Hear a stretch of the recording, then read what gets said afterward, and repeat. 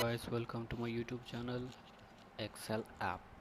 So today we are going to learn about an option called format painter.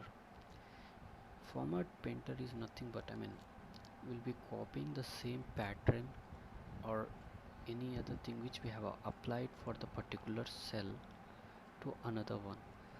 See, for this cell have applied a different theme to fill in the color, font and its size and shape and size of font. I want the same things to be repeated into this column. So what I will do now is I will use format painter so that the entire thing I can clone it over here. So what I will do now is I will select the entire column. I'll click on format painter.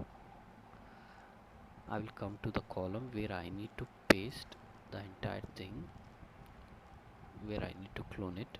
I will release it now. See, it's done. Easy now.